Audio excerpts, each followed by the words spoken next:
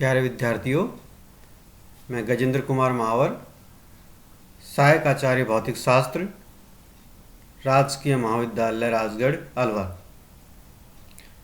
आज का हमारा विषय है लंबाई में संकुचन अथवा लॉरेंज फिट्जरेल्ड संकुचन, यानी लेंथ कॉन्ट्रैक्शन और लॉरेंज फिट्जरेल्ड कॉन्ट्रैक्शन।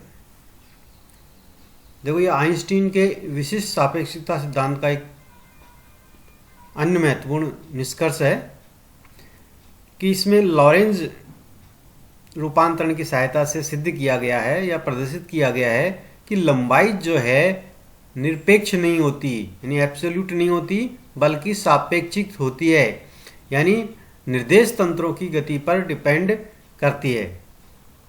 ठीक है, इससे पहले तक लंबाई को है जो निरपेक्ष नहीं माना गया। देखिए, माना S व S डैश, हमारे पास दो जड़त्वीय निर्देश तंत्र हैं, यहाँ चित्र में दर्शाए गए। ये S निर्देश तंत्र है, ये S डैश निर्देश तंत्र है। निर्देश तंत्र S डैश है, निर्देश तंत्र S के सापेक्ष एक समान वेग v से धनात्मक x दिशा में गतिशील है। ये निर्देश तंत्र S डैश S के सापेक्ष धनात्मक x दिशा में v वेग से गतिशील है। प्रारंभ में यानी t इक्वल टू 0 पर दोनों निर्देश तंत्र संपाती हैं। तो दोनों निर्देश तंत्र की बात करेंगे तो t equal to t dash equal to 0। ठीक है, अब देखिए कि माना एक छड़ AB, ये AB को छड़ है, हमने इसमें रिप्रेजेंट किया गया है। निर्देश तंत्र S डैश में S डैश अक्ष के अनुदिश स्थिर रखिए, यानी ये जो छड़ है AB वो निर्देश तंत्र S डैश में रखी हुई है स्थिर अवस्था में। ठीक है, छड़ AB के S डैश निर्देश तंत्र में A व B सिरे के निर्देशांक क्रमशः x1 डैश व x2 डैश हैं तथा S डैश निर्देश तंत्र में छड़ AB की लंबाई L0 हो तो क्या लिख सकते हैं? L0 equal to x2 dash minus x1 dash. ठीक है, ये जो इसके निर्देशांक हैं, कोऑर्डिनेट हैं x1 डैश व x2 डैश, वो एक ही समय पर नोट किए गए हैं। ठीक है, चूंकि निर्देश तंत्र S डैश में छड़ स्थिर अवस्था में है, इसलिए S डैश निर्देश तंत्र में छड़ की लंबाई को उपयुक्त लंबाई या उचित लंबाई भी कहते हैं, प्रॉपर लेंथ। ठीक है, तो कभी कभार ये जो प्रॉपर लेंथ है उसकी डेफिनेशन पूछ लेते हैं कि प्रॉपर लेंथ आखिर में है क्या, इसकी परिभाषित कीजिए। 1 नंबर के प्रश्न में इसको पूछा जाता है। तो देखो, जिस किसी भी निर्देश तंत्र में छड़ स्थिर अवस्था में है, वहां उसकी जो लंबाई है वो उपयुक्त लंबाई कहलाती है या उचित लंबाई कहलाती है। तो यहां पर हमने जो माना है उसमें कौन सा निर्देश तंत्र में स्थिर है? S डैश निर्देश तंत्र में।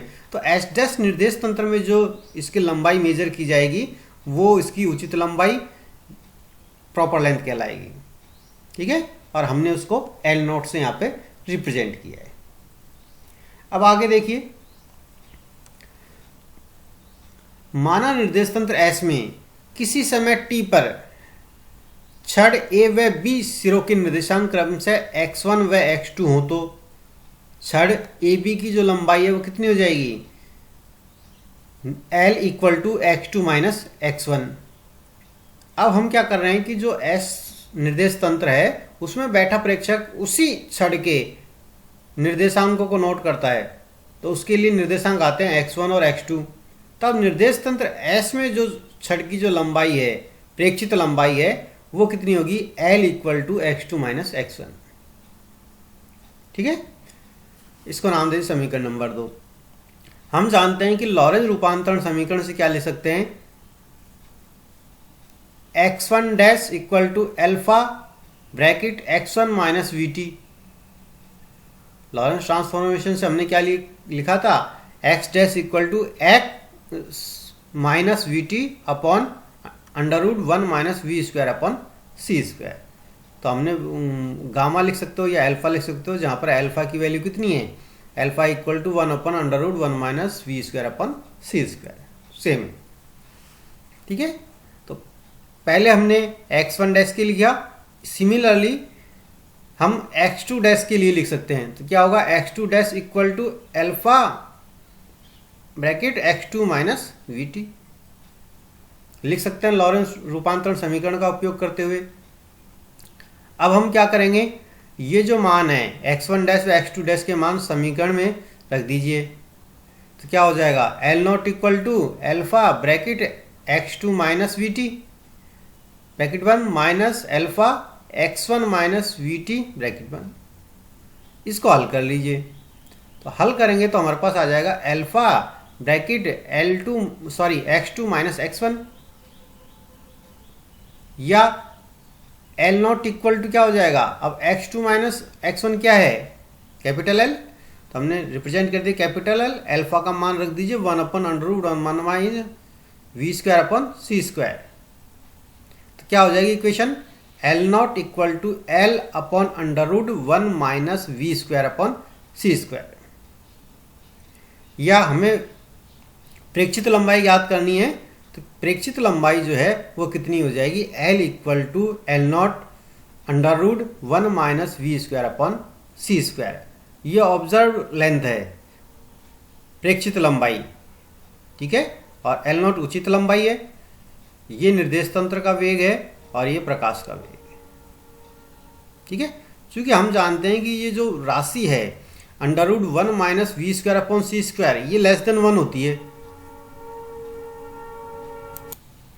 अतः L less than L not, यानी जो वास्तविक लंबाई है वो प्रॉपर लेंथ से कम होगी।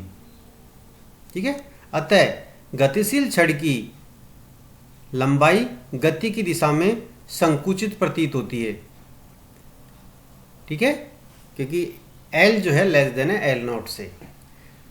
तो ये जो लंबाई में जो संकुचन है वो सिर्फ होगा जिस दिशा में निर्देश तंत्र मूव कर रहा है।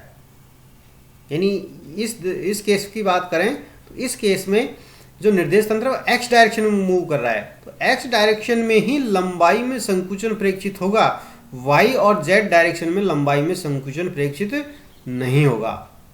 अगर निर्देश तंत्र वाई डायरेक्शन में मूव कर रहा होता तो वाई डायरेक्शन में संकुचन प्रतीत होता, एक्स और जेड डायरेक्शन में संकुचन प्रतीत नहीं होता। तो ये चीज़ ध्यान रखने की है, जिस दिशा में निर्देश तंत्र मूव कर रहा है उसी डायरेक्शन में लंबाई में संकुचन प्रेक्षित होगा, दूसरी जो डायरेक्शन है वाई और जेड में लंबाई में संकुचन प्रेक्षित नहीं होगा।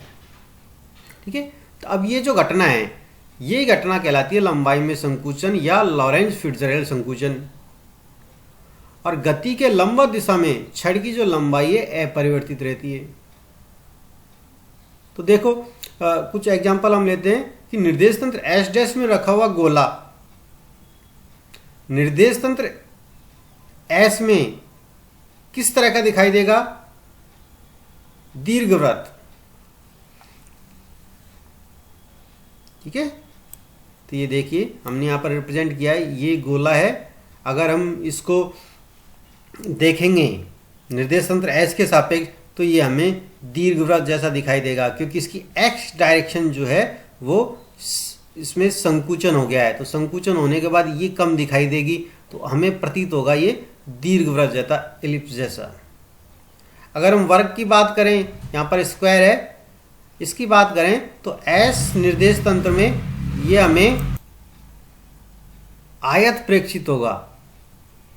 ठीक है, क्योंकि इसकी एक्स डायरेक्शन में जो है लंबाई अब संकुचित हो गई है, तो वर्ग जो है हमें अब आयत दिखाई देगा। ठीक है, धन्यवाद।